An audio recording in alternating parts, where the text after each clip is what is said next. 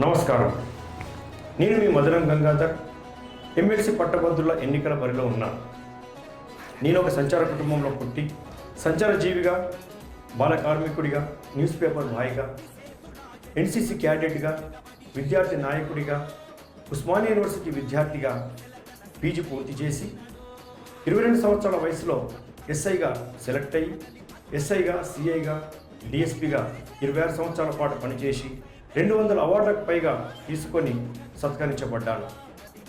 నేను ఇటీవల డిఎస్పీ ఉద్యోగం నుండి పదవి విరమణ తీసుకొని పరిమితమైన విధుల నుంచి అపరిమితమైన విధుల్లోకి మారాలనే ఉద్దేశంతో ప్రజా సంక్షేమాన్ని కోరుకొని ఇంకా 12 ఏళ్ల సర్వీస్ ఉన్నప్పటికీ, ఐపీఎస్ కావడానికి అవకాశం ఉన్నప్పటికీ నేను నిష్క్రమించాను.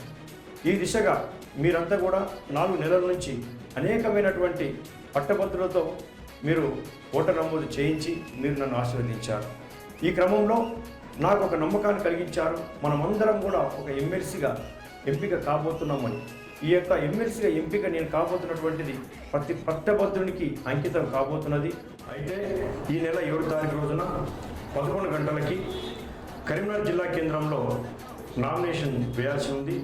అందుకు పట్టభద్రులైనటువంటి మీరందరూ కూడా ఇంతకాలం 4 నెలల పాటు చూపించినటువంటి ఆదరణ, అభిమానంతో ఇంకా రెట్టింపు స్థాయిలో మీరందరూ కూడా కరీంనగర్ తరలి వచ్చి మనమంతా కూడా భారీ సంఖ్యలో ర్యాలీగా వెళ్ళి కలెక్టరేట్లో నామినేషన్ దాఖలు చేయాల్సి ఉంది. కాబట్టి మీరందరూ కూడా తరలి వచ్చి ఆ ఆదరణ, ప్రేమాభిమానాలన్నీ కూడా నాకు చూపిస్తారని కోరుతున్నాను.